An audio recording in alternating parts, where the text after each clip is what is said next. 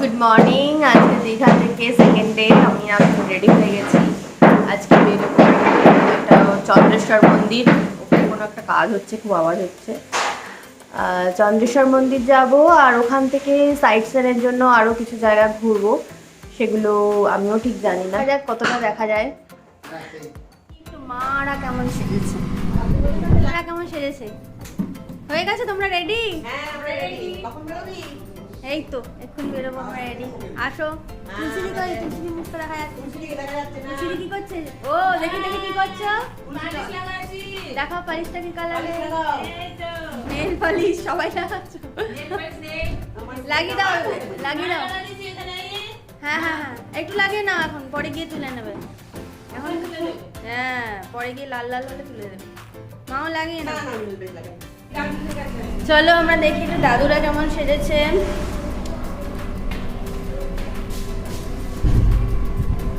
এইখানে আমরা একটু দেখে নিই দাদুরা কেমন সেজেছে। এই তো আদি, তুমি রেডি? মারা ওখানে সব নেল পালিশ করছে, আমি আপাতত ব্লগে ভিডিও করছি। দেখি আদি তুমি কেমন সেজেছো? তোমার সানগ্লাস কই? তোমার ঘরে? সেটা দাদুদের নামকরণ হয়ে গেল। কি নাম দিয়েছে? কি বললো রে? বুড়ো। বুড়ো। বুড়ো? আমার বলতে মোটু। মোটু? বুড়ো মোটু? বাপরে। কোন দাদিকে কি বলি? এই সব রেডি হয়ে গেছে, চল আমরা বেরোবো। কোন দাদি? আমরা চন্দ্রেশ্বর মন্দির চলে এসেছি। আশেপাশটা একটু ঘুরে নেব, আর মন্দির চত্বরেও ঢুকবো, সেখানটাও একটু দেখে নেব। ঢুকতে গিয়েই আমাদের 50 টাকার একটা টিকিট কাটতে হয়। প্রথমে বুঝতে পারিনি টিকিটটা কিসের, তাও পরে বুঝলাম ওই টাকা দিয়ে কিছুটা প্রসাদ কিনে পুজো দিতেই হবে, যদিও পুজো দেওয়ার আমাদের কোনো প্ল্যান নেই। সত্যি কথা বলতে এই ধরনের জায়গাগুলো এত বেশি কোলাহলপূর্ণ, এত বেশি মানুষের কিচিরমিচির, হই হই, পাণ্ডাদের রাজত্ব, কেমন যেন একটা মনটা অশান্ত হয়ে যায়। ধর্মীয় স্থানগুলোতে যদি সত্যিকারের শান্তি না থাকে, তাহলে কি ঈশ্বরের অনুভূতি হয় বলুন তো? আমার তো হয় না, যদিও এটা আমার নিজস্ব মতবাদ। এ নিয়ে কিন্তু কেউ কিছু মনে করবেন না। আমার সেই জায়গাগুলো যেতেই বড্ড ভালো লাগে, যেগুলো ভীষণ শান্ত, গেলেই মনে হয় একদম ঈশ্বরের কাছাকাছি চলে এসেছি। মন্দির ঘুরেই আমরা সোজা তালসারি বিচে চলে এসেছি, আর সেখান থেকে একটা দোকানে আমি আমার জন্য একটা টুপি আর আদির জন্য একটা সানগ্লাস কিনে ফেলেছি। বলুন তো কেমন হয়েছে টুপিটা? যা রোদ, এইটা একেবারে প্রয়োজনীয় জিনিস ছিল।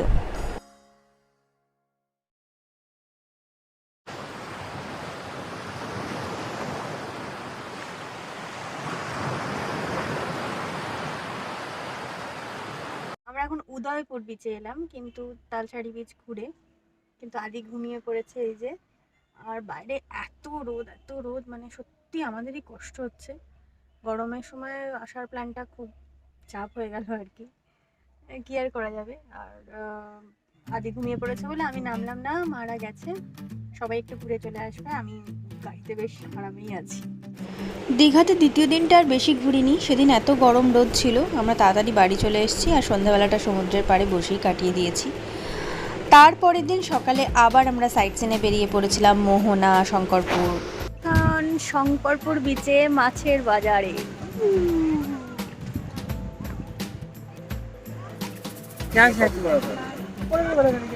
এই যে আমরা এখন শঙ্করপুর বিচে।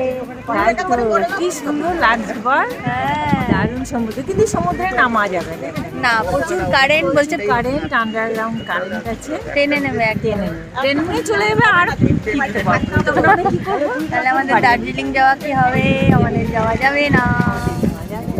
কি নাম তোমার? আমার নাম উত্তম। এগুলো সব শুকানো? কতদিন এগুলো, কতদিন থাকবে? এগুলো 2 বছর থাকবে। 2 বছর? ওইগুলো সব পজিশন করে রাখলে 2 বছর থাকবে। আর এখানে সব ভালো বছর তৈরি হয়। এখানে আমাদের শুটকোচের এইসব শুটকোচের ডিমান্ডটা বেশি হয়ে গেছে আগে।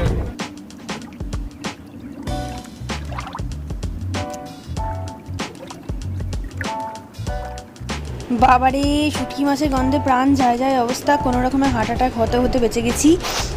আপনাদের একটু ব্লগে দেখাবো বলে আমি ওইখানে মুখ গুজে গুজে ভিডিও করেছি, কিন্তু বিশ্বাস করুন মনে হচ্ছিল জাস্ট এক্ষুনি হার্ট অ্যাটাক হয়ে যাবে, মারা যাবো।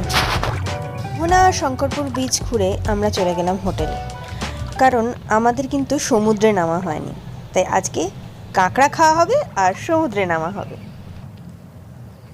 এই হচ্ছে আমাদের কাঁকড়া, জাম্বো কাঁকড়া দীঘার। বাবা মোটামুটি 1 ঘন্টা ধরে শেষ করেছে। এই দেখো এত কাঁকড়া খাওয়া হয়েছে, চিবিয়ে চিবিয়ে আস্তে আস্তে বাবা সুন্দর করে খেয়েছে। কেমন লাগলো?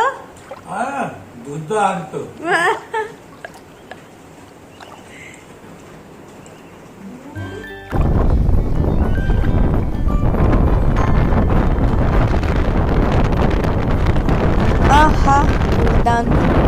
এই বিকেল 4:30-5টা নাগাদ যদি সমুদ্রের বুকে একবার নামা যায় না, সত্যিই ভালো লাগে, সত্যি ভালো লাগে। মনে হয় আশাটা একদম সার্থক হয়েছে। খুব মজা করলাম আমরা সেদিন, হই হই করে সবাই লাফালাফি করে বেশ আনন্দ করলাম, খুব মজা হচ্ছিল।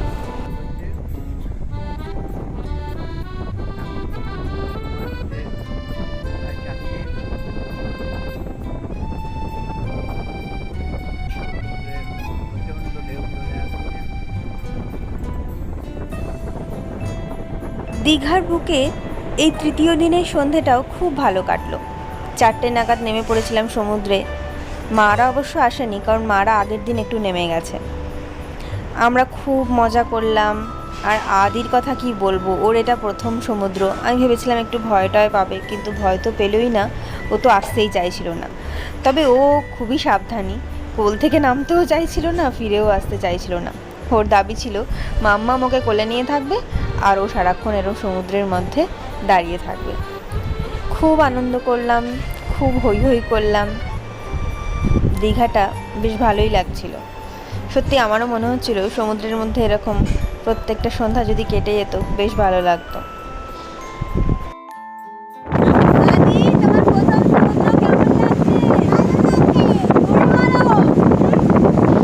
দীঘাতে এসে থেকেই আদির কিন্তু ঘোড়ায় চড়ার শখ ছিল, সেই শখটাও পূরণ করা হয়ে গেল।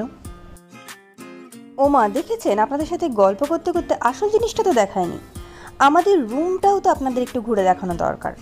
এটা হচ্ছে সিহকের সি ফেসিং রুম। খুব ভালো রুমটা, 3500 টাকা করে ভাড়া নিয়েছে। যথেষ্ট পরিষ্কার পরিচ্ছন্ন, এদের রুম সার্ভিস খুব ভালো। এখানে একটা বড়সড় বেড রয়েছে, 2-3জন শোয়া যাবে বাচ্চা নিয়ে। একটা সোফা রয়েছে, একটা সেন্টার টেবিল রয়েছে, একটা চেয়ার রয়েছে, একটা ওয়ার্ড্রোব রয়েছে, আর লাগেজ রাখারও ভালো জায়গা রয়েছে। এছাড়া বাথরুমও পরিষ্কার পরিচ্ছন্ন।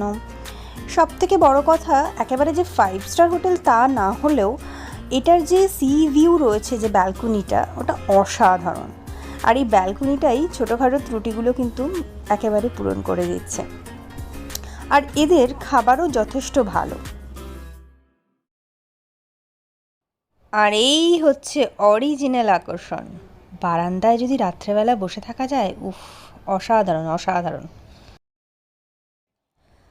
আমার 2 মা নির্জনে দাঁড়িয়ে সমুদ্র দেখতে দেখতে গল্প করছে। আমিও একটু সমুদ্রটা আপনাদের দেখিয়ে দিই। এই হচ্ছে ব্যালকনি থেকে পুরো সমুদ্রটা।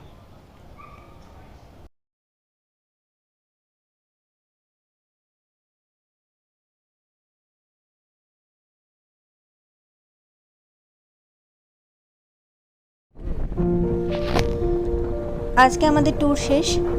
আমরা একটু পরেই কলকাতার দিকে রওনা দেব।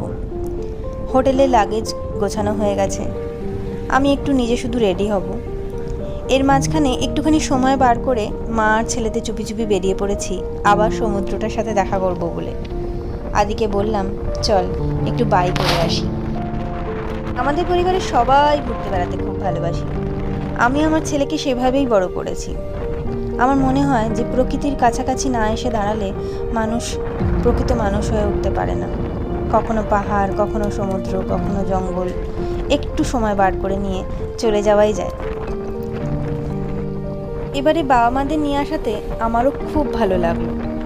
ওনাদের বয়স হয়েছে, ওনাদের পক্ষে একা সবটা ম্যানেজ করে, সবটা অ্যারেঞ্জ করে ঘুরতে আসাটা বেশ কঠিন হয়ে যায়। তাই একজন যদি কেউ থাকে যে ম্যানেজার হিসেবে সবটা ম্যানেজ করে নেবে, তাহলে ওনাদেরও সুবিধা হয়। একবার দেখুন না, সপরিবারে সবাই মিলে বেরিয়ে বেশ আনন্দ হবে। এই যে মা বাবাদের একটু আনন্দ দিতে পারলাম, সবাই মিলে হাসি খুশিভাবে 4টে দিন কাটিয়ে দিলাম, এটাই তো আমাদের পাওনা, আমাদের বড় আশীর্বাদ এটাই। কেমন লাগলো? সুন্দর ঘুরলাম। কেমন লাগলো? দারুণ manager, thank you, thank you. দারুণ ম্যানেজার পেয়েছি আমরা, দারুণ ম্যানেজমেন্ট। জীবনে অসুবিধা মনে হয়নি। হ্যাঁ বাবা, হ্যাঁ তোমার কেমন লাগলো বলো? ভালো লাগলো সমুদ্রে চান করে। আচ্ছা, মায়ের শরীরটা একটু খারাপ হয়েছিল, বাকি সব ঠিক আছে। Excellent manager. Thank you. আমি এবার ইভেন্ট ম্যানেজমেন্ট শুরু করব। আচ্ছা চলো, আর দেরি না করে বেরিয়ে পড়ি দিদি।